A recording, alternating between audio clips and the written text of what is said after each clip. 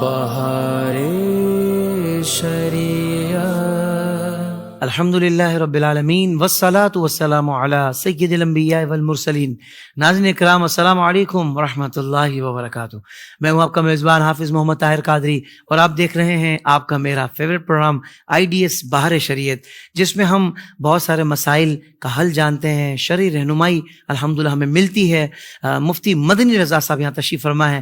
مفتی صاحب السلام علیکم ورحمۃ اللہ۔ وعلیکم السلام ورحمۃ اللہ۔ آج بھی بہت سارے سوالات لے کر میں حاضر ہو گیا ہوں، آپ کی اجازت ہو تو آغاز کیا جائے۔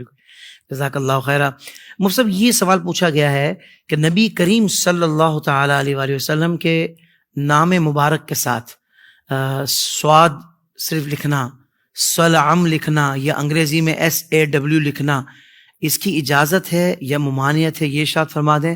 بعض اوقات لوگ لکھنا پورا چاہ رہے ہوتے ہیں، بعض اوقات مگر امتحان میں جیسے امتحان دے رہے ہیں، اب وہ پورا صلی اللہ علیہ وآلہ وسلم لکھیں گے تو وقت لگتا ہے، یا یہ خدشہ ہوتا ہے کہ کہیں غلط نہ لکھ دیا جائے جلدی میں۔ تو مطلب یہ ارشاد فرما دیں کہ کیا اگر وقت نہ ہو پورا درود شریف لکھنے کا تو سواد، سلام یا SAW لکھا جا سکتا ہے؟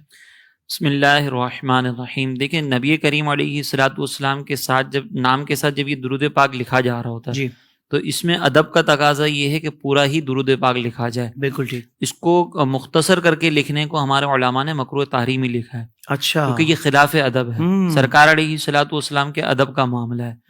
اب یہاں پر اگر بالفرض کوئی ایسی سچویشن ہے جیسے آپ نے ذکر کیا کہ امتحانات کے اندر یہ خدشہ ہوتا ہے کہ تیزی سے لکھیں گے تو ہو سکتا ہے کہ وہ غلط لکھ دیں، تو اگر آپ سرکار علیہ الصلوۃ والسلام کا نام اقدس ذکر کر رہے ہیں یا لکھ رہے ہیں تو لکھتے وقت یہ ضروری نہیں ہے کہ آپ پورا درود پاک لکھیں، بلکہ زبان سے درود پاک پڑھ لیا تو یہ بھی کافی ہے۔ سبحان اللہ۔ تو شریعت مطہرہ نے جب ایک آلٹرنیٹ ہمیں ایسا مبارک دیا ہے کہ آپ زبان سے پڑھ لیں اور لکھنے کی حاجت نہیں ہے تو پھر وہاں پہ لکھیں ہی نہیں، اگر اس طرح کا اندیشہ ہے تو۔ ویسے تو لکھنا بھی بہتر ہوتا ہے کہ سرکار علیہ الصلوۃ والسلام کا نام اقدس لکھا تو ساتھ میں درود پاک لکھیں، کیونکہ جب تک وہ درود پاک لکھا ہوا رہے گا تب تک فرشتے جو وہ استغفار کرتے رہیں گے۔ یہ فضیلت بھی ہے، لیکن یہ فضیلت کی حد تک ہے، کوئی فرض واجب نہیں ہے۔ اگر کوئی ایسی سچویشن ہے کہ جس میں خدشہ ہے کہ یا تو شارٹ لکھو یا غلط لکھو تو پھر اس صورت میں اجتناب بہتر ہے کہ آپ زبان سے پڑھ لیں تاکہ غلط بھی نہ ہو، شارٹ بھی نہ ہو۔ شارٹ تو لکھنا ہی نہیں، شارٹ تو لکھ ہی نہیں سکتے، اجازت ہی نہیں ہے۔ جی، اچھا، میں نے ایسا بھی سنا ہے مفتی صاحب، جیسے آپ جب پہلی مرتبہ کسی صفحے پر نبی پاک صلی اللہ علیہ وسلم کا نام نامی لکھ رہے ہیں تو ایک مرتبہ مکمل درود پاک لکھ لیا جائے، اور اسی صفحے میں اگر دوبارہ ریپیٹ ہوتا ہے تو وہاں آپ نے جس طرح ارشاد فرمایا کہ نام لیا یا صفاتی نام لیا اور آپ نے درود شریف پڑھ لیا۔ دیکھیں، اس میں حکم یہ ہے کہ جب سرکار علیہ الصلوۃ والسلام کا کسی بھی محفل میں پہلی مرتبہ نام ذکر کیا جائے تو درود پاک پڑھنا واجب ہے، واجب ہے۔ تو اب یہاں پہ بھی لکھنا واجب نہیں ہے، پڑھنا ہی واجب ہے۔ اگر مثال کے طور پر اگر پہلے یہ بہتری کی صورت ہے کہ ایٹ لیسٹ پہلے صفحے کے اوپر آپ لکھ لیں صلی اللہ علیہ وسلم، بقیہ صفحات پر آپ نہ لکھیں، وہاں پہ اسکپ کر کے صرف زبان سے پڑھ لیں، یہ بھی بہتری صورت ہے۔ لیکن پڑھنا واجب والا جو حکم ہے نا وہ پڑھنے سے تعلق رکھتا ہے، لکھنے سے تعلق نہیں رکھتا وہ۔ بالکل صحیح، بہت خوبصورت بات آپ نے ارشاد فرمائی۔ اچھا مفتی صاحب، یہ سوال ہے کہ کسی غیر مسلم کو اگر گھر کرائے پر دیا ہے اور اندازہ ہے کہ بھائی وہ وہاں عبادت گاہ بھی اپنی بنائے گا اور اس میں وہ عبادت بھی کرے گا، تو کیا اجازت ہے کسی غیر مسلم کو اپنا گھر کرائے پر دینے کی؟ دیکھیں، اس سلسلے میں جو گھر کا اصل مقصد ہے نا وہ رہائش اختیار کرنا ہے، اصل مقصد تو ہم رہائش اختیار کرنے کے لیے دے رہے ہیں۔ صحیح۔ باقی جو اس کی دیگر معاملات ہیں کہ وہ اس میں عبادت کرے گا، وہ ہمارے گھر دینے پر موقوف نہیں ہے۔ اگر عبادت کے معاملات کو دیکھا جائے نا تو اس کا وقوف یا وہ جو ڈیپینڈ ہوتے ہیں وہ اس مورتی پر یا کسی اور ایسی چیز پر کہ جو باقاعدہ بت وغیرہ ہوں اس سے تعلق رکھتے ہیں، وہ اس پر ہمارے گھر دینے پر ڈیپینڈنٹ نہیں ہے۔ تو اگر ہماری تعاون کی نیت نہیں ہے کہ ہم اس عبادت میں تعاون کر رہے ہیں تو ہمارا گھر دینا رہائش کے لیے وہ دینا جائز ہے۔ اب وہ اس گھر کے اندر اگر عبادت وغیرہ بھی کر رہے ہیں تو اس میں کوئی کباہت نہیں ہے۔ اس میں یوں سمجھ لیں کہ ہم ایک مسلمان کو بھی گھر دے رہے ہوتے ہیں نا تو ہمیں پتہ ہوتا ہے کہ ایک عام مسلمان بھی گھر کے اندر فلمیں ڈرامے تو دیکھے گا، لیکن اس کا وہ فلمیں ڈرامے دیکھنا ہمارے گھر دینے پر موقوف نہیں ہے۔ صحیح، وہ تو ہم رہائش کے لیے دے رہے ہیں، یہ ساری چیزیں ضمناً آتی ہیں۔ تو اصلاً ہم کسی گناہ کے کام کے لیے کرائے پر نہیں دے رہے، اصلاً ہم رہائش کے لیے دے رہے ہیں، یہ ضمناً آ رہی ہیں، ہماری تعاون کی نیت نہیں تو دے سکتے ہیں۔ بالکل ٹھیک ہے۔ ساتھ یہ بھی ارشاد فرما دیجئے کہ اصلاً ہم کسی کو ایسے ہی کسی کام کے لیے دے رہے ہوں جو کرنا حرام ہو، جیسے شراب کا کوئی اڈا کھولنا یا کوئی جوے کا اڈا ہو، تو اس کی اجازت ہے کہ اس کی بالکل نہیں ہے؟ نہیں، اس کی اجازت نہیں ہوگی۔ وجہ اس کی یہ ہے کہ وہاں پہ اب یہ گناہ متعین ہو گیا ہے کہ بھئی یہاں پہ یہ شراب کا اڈا کھولا جائے گا، باقاعدہ یہاں پہ معاذ اللہ زنا کا اڈا کھولا جائے گا، تو یہ ساری چیزیں نا ایک پروٹیکشن کے اندر ہی ہوتی ہیں، شراب کے اڈے وغیرہ یہ جو اس طرح کے معاملات ہوتے ہیں، اور وہ پروٹیکشن ہم فراہم کر رہے ہیں. تو یہاں پہ گناہ جو ہے یہ متعین ہو گیا، لہٰذا اس کی اجازت نہیں ہوگی، کیونکہ اب یہ ضمناً نہیں اب اصل ہو چکا ہے. تو جب چیزیں ضمناً ہوتی ہیں اس کے احکامات الگ ہوتے ہیں، جب اصل ہوتی ہیں تو اس کے احکامات الگ ہوتے ہیں. بالکل ٹھیک ہے، بالکل ٹھیک. اچھا مفتی صاحب، یہ بھی آپ نے بھی سنا ہوگا اس طرح کا معاملہ، اور لوگوں کو درپیش آتا ہے کہ بھائی دوسرے ملک میں گئے اور اب وہاں کچھ ڈاکیومنٹس ایسے بنانے ہیں کہ مستقل کام کر سکیں یا رہائش وغیرہ ہو سکے، تو اس کے لیے پیپر میرج کا ایک تصور ہے جس میں یہ ہوتا ہے کہ بس ڈاکیومنٹس تیار ہوتے ہیں اور یہ بھی نہیں پتہ ہوتا کہ بھائی شادی کس خاتون سے ہو رہی ہے. وہ وکیل وہاں سے اس کی سائن کروا لیتا ہے، یہاں سے اس کی سائن ہو جاتی ہے. تو کیا اس طرح نکاح منعقد ہوا یا نہیں ہوا، اور صرف اس ملک میں رہنے کے لیے اس طرح کے ڈاکیومنٹس تیار کروانا اس کی شرعی طور پر اجازت ہے کہ نہیں؟ دیکھیں، سب سے پہلے تو نکاح کے لیے نا ایجاب و قبول کا ہونا ضروری ہے. ٹھیک ہے. پھر خاتون کی طرف سے مزید جو ہے وہ دیگر اور امور کا ہونا، جیسے مسلمانوں کے درمیان آپس میں نکاح ہونا، یہ ساری چیزیں ضروری ہیں. اور ایجاب و قبول جو ہے زبانی ہونا ضروری ہے. صحیح. ابھی اگر کسی نے تحریری طور پر صرف ڈاکیومنٹ سائن کر دی تو اس سے نکاح تو منعقد نہیں ہوتا. صحیح ہے. دوسری بات یہ کہ کیا اس طریقے سے کرنا درست ہے یا نہیں. تو آپ اگر کسی غیر مسلم کنٹری میں بھی جا رہے ہیں تو وہاں سے بینیفٹس حاصل کرنے کے لیے جھوٹ بولنا، دھوکہ دینا، اس کی شریعت نے اجازت نہیں دی ہے. لہٰذا یہ جو عمل اختیار کیا جا رہا ہے نا، یہ جھوٹ ہے کہ آپ نے اصلاً کوئی میرج وغیرہ نہیں کی ہے، آپ صرف اس حکومت کو دھوکہ دے رہے ہیں. تو یہ دھوکہ دینا یہ شریعت مطہرہ کی طرف سے ممانعت ہے اس کی. اس طرح اگر کوئی کرے گا تو بہرحال گناہ گار ہوگا. صحیح صحیح صحیح، بالکل ٹھیک ہے. وہ بہت سارے لوگ کہتے ہیں نہیں یار دوسرا ملک ہے نا، وہاں تو وہاں کے حساب سے مجبوری ہم کرتے ہیں. تو مطلب شریعت جو شریعت جو ہے نا اب ایک مسلمان کا وقار چاہتی ہے. اور مسلمان کا وقار یہ ہے کہ سامنے دشمن بھی ہے نا تو اس کے ساتھ دھوکہ دہی کے ساتھ معاملہ نہ لیا جائے. اب یہاں پہ یہ دھوکہ دے گا تو ایک اسلام کا جو تصور ہے نا وہ غلط انداز سے پیش ہو رہا ہے ایک مسلمان کا. اور پھر اس کے اندر اگر پتہ چل گیا کہ اس نے دھوکہ دیا تو پھر اپنے آپ کو وہی تہمت پہ پیش کرنے کے معاملات. یعنی اس میں بہت ساری خرابیاں ہیں صرف ہماری سوچ کی وجہ سے کہ بھئی وہ دوسرے ملک ہیں نا، وہ تو غیر مسلم ہیں، ان کے ساتھ تو یہ کر سکتے ہیں. یہ سوچ و فکر نہیں چلے گی. جو شریعت کے احکامات ہیں اس کو فالو کرنا پڑے گا. سبحان اللہ سبحان اللہ سبحان اللہ. کیونکہ ظاہر بات ہے اسلام اور شریعت دیگر کے حقوق کا بھی خیال کرتی ہے. ایسا ہی ہے. سبحان اللہ. اچھا مفتی صاحب، یہ کرسی پر نماز پڑھنے کا جو مسئلہ ہے اس بارے میں ارشاد فرمائیے کہ اس کا کیا حکم ہے کرسی پہ نماز پڑھنے کا، اور اس کا طریقہ کیا ہے بامر مجبوری اگر اس پہ پڑھی جا رہی ہے، اور خاص طور پر جماعت کے دوران کرسی پر اگر نماز پڑھیں گے تو کس انداز سے پڑھی جائے گی؟ دیکھیں، سب سے پہلے تو یہ ذہن میں رکھیں کہ اگر کوئی شخص قیام نہیں کر سکتا یا سجدے پر وہ قادر نہیں، جس طریقے سے سنت کے مطابق سجدہ کیا جاتا ہے اس پر وہ قادر نہیں ہے، تو اس کے لیے قیام معاف ہو جاتا ہے، پھر وہ بیٹھ کر پڑھے. یعنی اس کی صورت یہ ہے کہ اگر مثال کے طور پر قیام کر سکتا ہے لیکن سجدہ نہیں کر سکتا تو بھی قیام ساقط ہے. اس کے لیے اب بہتر یہ کہ وہ بیٹھ کر ہی نماز پڑھے. اچھا. اب بیٹھنے میں افضلیت یہ ہے کہ وہ اگر نیچے بیٹھ سکتا ہے تو پھر نیچے ہی بیٹھے، زمین پر ہی، اور اگر نیچے نہیں بیٹھ سکتا تو پھر کرسی پر بیٹھنے کی اس کو اجازت ہوگی. تو یہ ایک تو تفصیل ہو گئی. دوسری بات یہ کہ اب اس میں نماز ادا کرنی کیسے ہے، تو اس میں پہلی تو جو ذہن میں بات رکھنے والی، محفوظ کرنے والی ضروری طور پر ہے وہ یہ کہ سامنے کوئی ایسی چیز نہ ہو کہ اس کے اوپر سجدہ کیا جا رہا ہو. بعض مسجدوں کے اندر اس طرح کی آپ نے چیئرز دیکھی ہوں گی کہ جس میں سامنے کوئی تخت ہوتا ہے اور اس کے اوپر سجدہ کیا جاتا ہے، یا گھروں کے اندر اس طرح کی ہوتی ہے. تو یہ تختہ سامنے لگا ہوا نہیں ہونا چاہیے، اشارے سے ہی سجدہ کیا جائے گا. اور اس میں بھی جب اشارے سے سجدہ کر رہے ہیں نا تو یہ ہاتھ آگے نکالنے کی ضرورت نہیں ہے، بس آپ نے گھٹنوں پر ہاتھ رکھے میں رکوع کے لیے تھوڑا سا جھکے اور سجدے کے لیے تھوڑا سا زیادہ جھک گئے. یہ ایک طریقہ کار ہے. اب جماعت کے ساتھ اگر پڑھ رہے ہیں تو اس میں کیا ہونا چاہیے، تو اس میں دیکھیں آپ جس چیئر پہ نماز پڑھ رہے ہیں تو کوشش کریں مساجد کی کمیٹی والے خاص طور پر کہ وہ ایسی چیئرز رکھیں جو ایکسٹرا اسپیسز نہ وہ لے رہی ہوں. جیسے بعض اوقات بڑی بڑی چیئرز ہوتی ہیں نا تو وہ ایکسٹرا اسپیس گھیر رہی ہوتی ہیں، تو آپ وہ رکھیں جو بالکل جو نا وہ ایک آدمی کے فرد کے ساتھ چل رہی ہوں. صحیح. اور جو نماز پڑھنے والا ہے نا وہ بعض اوقات کھڑے ہو جاتے ہیں قیام کے دوران اور پھر باقی نماز جو وہ بیٹھ کر پڑھ رہے ہوتے ہیں. تو جماعت کے دوران اسپیشلی ان کو چاہیے کہ وہ بیٹھ جائیں تاکہ قطع صف نہ ہو.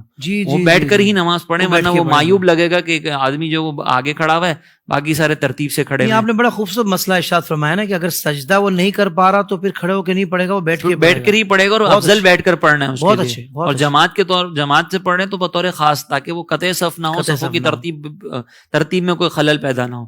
تو یہ خیال کرنا اس کے لیے ضروری ہوگا. درمیان میں صف کے درمیان میں کرسی لگائی جا سکتی ہے؟ بہتر ہے کہ نہ لگائیں، لیکن اگر مثال کے طور پر ایسا ہے کہ یہ آخری فرد بیٹھا ہوا ہے جو آخری صف ہے اور کارنر کے اندر جگہ لگانے جائیں گے تو درمیان میں جگہ خالی رہ جائے گی، تو پھر درمیان میں لگا دیں.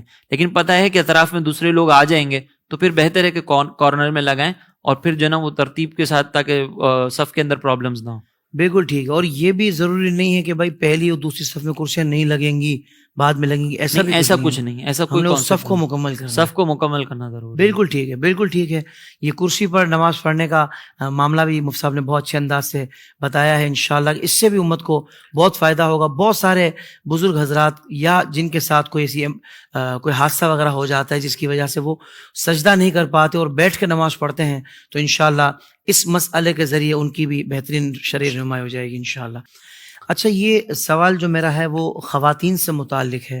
بچے کی ولادت ہوئی اور اس کے بعد وہ خود ہی ذہن بنا لیتی ہیں کہ بھئی 40 دن تک نہ وہ نماز پڑھتی ہیں، رمضان کا مہینہ ہو تو نہ وہ روزہ رکھتی ہیں، تو کیا شرعی طور پر اس کی اجازت ہے کہ بچے کی ولادت ہوئی اس کے بعد 40 دن تک ہم یہ کچھ بھی اس طرح کا عمل نہیں کریں گی، یا کچھ اس کا مسئلہ مختلف ہے؟ دیکھیں، بچے کی ولادت کے بعد جو خواتین کے ساتھ معاملہ ہوتا ہے نفاس کا، اور وہ اس کی زیادہ سے زیادہ مدت 40 دن ہے. یہ نہیں کہ 40 دن مکمل کرنے ہی ہیں، بلکہ ہمارے فقہا نے لکھا کہ اگر ولادت کے بعد ایک لمحے کے ولادت ہوئی اور ایک لمحے کے بعد ہی وہ بلیڈنگ رک گئی تو اس صورت میں فوری طور پر نماز اور روزے کی ابتدا کرنی ہوگی. ہاں، اگر وہ 40 دن تک چلا جائے تو پھر 40 دن کا حکم ہے. تو اس کی زیادہ سے زیادہ مدت 40 دن ہے، کم سے کم کوئی مدت نہیں ہے. جیسے ہی اگر رک گیا، عادت وغیرہ کے اگر پہلے دن تھے تو اس کے اعتبار سے پھر یہ شروع کریں گے. اگر عادت کے دن 10 تھے، 15 تھے، 20 تھے تو 20 دنوں کے بعد. اگر فوری لمحے کے بعد ہی رک گیا تو پھر فوراً شروع کرنا ہوگا. ٹھیک ہے. 40 دن تک رکیں گی تو یہ گناہگار ہوں گی اگر وہ منقطع ہو چکا تھا خون. بالکل ٹھیک ہے. اس کا تعلق پاکی اور ناپاکی سے ہے. جی، اس کا تعلق پاکی ایام سے ہے. جی، ایسا ہی ہے. بالکل ٹھیک ہے. بہت واضح انداز سے مفتی صاحب نے اس مسئلے کو بھی بیان فرما دیا ہے. اچھا مفتی صاحب، سوال یہ ہے کہ خاتون ہیں جو اپنے شوہر اور بچوں کے ساتھ بیرون ملک رہتی ہیں اور شوہر کا انتقال ہو گیا اور پھر گھر والوں کا اصرار ہے شوہر کے کہ بھائی میت کو یہاں دفنایا جائے، تو ایسی صورت میں وہ خاتون جس پر عدت بھی ہے تو کیا وہ سفر اختیار کر سکتی ہیں؟ کس حد تک اس کی اجازت ہے؟ کیا اب مجبوری ہے کہ وہاں تدفین نہیں کر پا رہی، کسی وجہ سے ان کو سفر کرنا پڑ رہا ہے، کس حد تک اس کی اجازت ہے؟ دیکھیں، اس میں بہتر تو یہ ہوتا ہے کہ جہاں پر کسی کا انتقال ہو نا وہیں اس کی تدفین. یہ بہتر ہوتا ہے. یہ بہتر ہوتا ہے. اگر بیرون ملک انتقال ہوا ہے تو وہیں پہ تدفین کی جائے. ٹھیک ہے.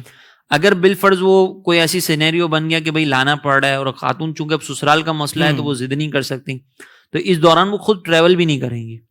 اگر وہاں پر عدت گزارنا ان کے لیے ممکن ہے تو ایسا نہیں کہ یہ جنازے کے ساتھ خود بھی ٹریول کر رہی ہوں، خود بھی آنا جانا کر رہی ہوں. یا تو پھر اگر بالفرض وہاں پہ رہ نہیں سکتی، کوئی ایسی سچویشن ہے کہ وہاں پہ ابھی رہائش اختیار کرنا ان کے لیے پاسبل نہیں ہے، تو پھر وہ ٹریول کر کے ایک دفعہ ادھر آ جائیں اور جہاں پر ان کے لیے عدت گزارنا ممکن ہو پھر وہاں پہ گزاریں. لیکن بلا وجہ صرف اس لیے کہ میرے شوہر کی میت وہاں پہ جا رہی ہے تو میں بھی ساتھ جاؤں، اس کی اجازت نہیں ہوگی. اچھا سر، یہ بھی دیکھا گیا ہے کہ لوگ بعض اوقات جھک کر مل رہے ہوتے ہیں، یہ ہاتھ مل رہے ہیں تو یوں کر کے مل رہے ہوتے ہیں. مطلب ایک معتبر آدمی یہ سمجھتا ہے شاید وہ ہاتھ چومنے کے لیے جھک رہا ہے لیکن وہ ہاتھ نہیں چومتا. اور بعض اوقات ہاتھ جھکتے اس لیے ہیں کہ وہ بزرگ وغیرہ ہیں، عالم ہیں یا والدین ہیں، ان کے ہاتھ چومنا مقصود ہوتا ہے. تو یہ جھکنے کی یا ہاتھ چومنے کے لیے جھکنے کی کس حد تک اجازت ہے؟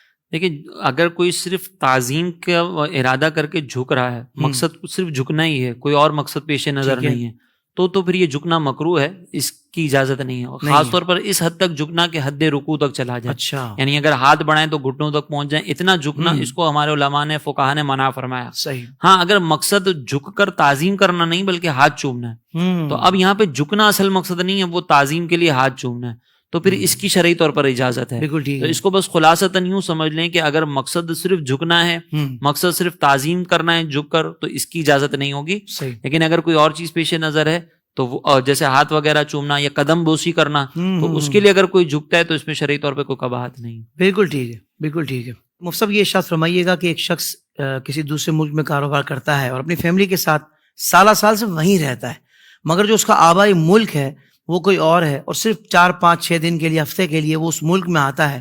تو مسئلہ یہ پوچھنا تھا کہ نماز وہ پوری ادا کرے گا یا قصر ادا کرے گا؟ دیکھیں، اس میں جو ہے نا وہ یہ اپنا جو آبائی ملک ہے یہ وطن اصلی کہلاتا ہے. ٹھیک ہے. وطن اصلی اس مقام کو کہا جاتا ہے جہاں پہ انسان کی پیدائش ہو اور اس کا مستقل ٹھکانہ وہاں پر ہو، یا مثال کے طور پر اس نے کسی مقام پر نکاح کیا ہو اور زوجہ وہاں پر ہی رہائش پذیر ہو، تو اس صورت کے اندر یہ وطن اصلی کہلاتا ہے. صحیح. اگر اس نے اپنے مال اسباب وہاں سے ختم نہیں کیے تھے جہاں پہ اس کی پیدائش ہوئی تو وہ مقام اس کے لیے وطن اصلی رہے گا. اور یہ جو دوسری مقام پر گیا ہے کاروبار وغیرہ کے سلسلے میں یا نوکری کے سلسلے میں، تو اس کا وطن اقامت ہے. تو جب کوئی بھی شخص ٹریول کر کے وطن اصلی آتا ہے تو چاہے 1 گھنٹے کے لیے آیا ہو، اس کو نماز پوری پڑھنی پڑے گی، وہ مقیم ہوگا، مسافر نہیں ہوگا. لہٰذا اگر یہ اپنے آبائی گھر پر آ رہا ہے تو اور 15 دن سے کم ٹھہرنے کی نیت ہے، تب بھی اس صورت کے اندر چونکہ وہ وطن اصلی ہے، وہاں پر وہ پوری نماز پڑھے گا اور قصر اس کو کرنے کی اجازت نہیں ہوگی وہاں. بالکل ٹھیک ہے، بالکل ٹھیک ہے.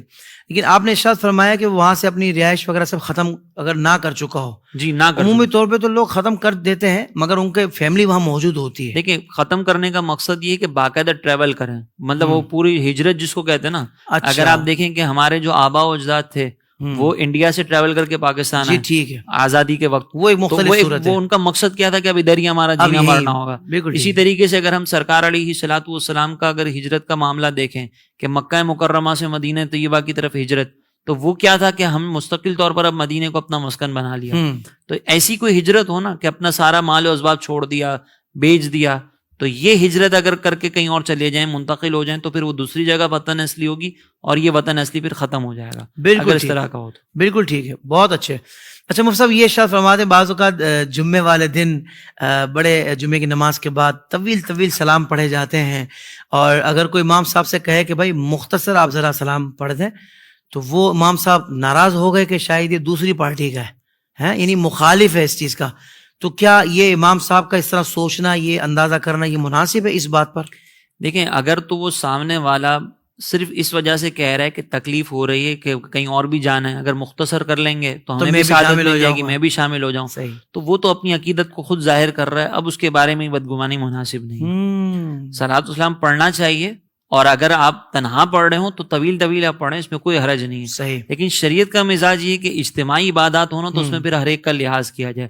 سرکار علیہ الصلوۃ والسلام کی بارگاہ میں ایک صحابی آئے اور انہوں نے شکوہ کیا کہ فلاں امام جو ہے نا وہ طویل نمازیں پڑھاتے ہیں. اب نماز تو دیکھیں نا افضل عبادت ہے. جی. تو سرکار علیہ الصلوۃ والسلام جلال میں تشریف لائے کہ تم لوگوں کو تشویش کے اندر مبتلا کر رہے ہو، اپنی نمازوں کو مختصر کرو. تو اس کا مطلب یہ ہے کہ جب کہیں پر کوئی اجتماعی کام کیا جا رہا ہو تو پھر لوگوں کا لحاظ کیا جائے. ہمارے علماء نے فرمایا، خصوصاً اعلیٰ حضرت فرماتے ہیں کہ اگر مسجد میں 1000 نمازی ہوں، 999 یہ چاہتے ہوں کہ امام جو ہے وہ طویل قرات کرے، اور ایک شخص یہ چاہتا ہو کہ امام مختصر کرے، تو پھر اسے ایک شخص کی رعایت کی جائے گی. اور امام کو چاہیے کہ پھر اس کی رعایت کرتے ہوئے اپنی نماز کو مختصر کرے. ہاں اگر بالفرض اپنی تنہا نماز پڑھ رہے ہیں تو پھر اس کو طویل کریں. اسی طریقے سے صلاۃ السلام کا معاملہ ہے کہ سرکار علیہ السلام کی بارگاہ میں یقیناً ہر امتی کے دل کی خواہش ہوتی ہے کہ وہ عقیدت کے ساتھ سرکار کی بارگاہ میں سلام پیش کرے. اب بعضوں کا جب طوالت ہوتی ہے نا تو اس کے اندر بزرگوں کے اندر وہ ذوق پیدا نہیں ہو پاتا، یا کسی کو جانا ہو تو وہ ذوق پیدا نہیں ہو پاتا. تو ان کا لحاظ کرتے ہوئے 1-2 اشعار پر آپ اکتفا کر لیں، میرے آقا علیہ السلام تو اس کو بھی قبول فرما لیں گے. اور جب سرکار کے مزاج کو سامنے رکھ کر کریں گے نا تو انشاءاللہ پھر برکتیں بھی الگ ہوں گی. سبحان اللہ. سرکار علیہ السلام کے مزاج کو سامنے رکھ کر مختصر کریں. اس طرح کی بدگمانی کسی مسلمان کے بارے میں نہ کریں. ہاں اگر وہ یہ کہتا ہو کہ مختصر کریں ویسے ہی جائز نہیں اور آپ یہ پڑھ رہے ہیں تو پھر اس کا لحاظ نہیں کیا جائے گا، کیونکہ وہ پھر جو ہے وہ اس کی مخالفت میں گفتگو کر رہا ہے. اب آپ اس کے بارے میں اگر یہ کہتے ہیں کہ اس کا میں لحاظ نہیں کروں گا تو وہ ایک الگ بات ہے، کیونکہ وہ اس کو ناجائز کہہ رہا ہے. ناجائز نہ کہہ رہا ہو اور وہ عقیدت کے اس میں کہہ رہا ہو کہ میں شرکت نہیں کر پاتا ہوں، مجھے ذوق نہیں مل پاتا، تو پھر اس کا لحاظ کر لیا جائے. سبحان اللہ سبحان اللہ. یعنی اچھا گمان رکھنا بھی کتنا ضروری ہے حضرت. ایسے ہی ہے. اور پھر آپ دیکھیں نا کہ اس معاملے کی بنیاد پر آپ اس کے بارے میں بدگمانی کتنی بڑی بدگمانی کا وبال، معاذ اللہ جو ہے وہ درود پاک سے یا صلاۃ السلام سے معاذ اللہ بدزن کرنے کی کوشش کر رہا ہے یا روکنے کی کوشش کر رہا ہے. یہ بہت بڑی بدگمانی ہے. اللہ کام مستحب کر رہے تھے مگر اس کے چکر میں گناہ میں پڑ گئے، یعنی کہ آپ بدگمانی میں پڑ گئے. حالانکہ جو اچھے کام، خیر والے کام ہوتے ہیں وہ تو خیر کی طرف لے کر جاتے ہیں. ایسے ہی ہے. سبحان اللہ. مفتی صاحب سلامت رہیے.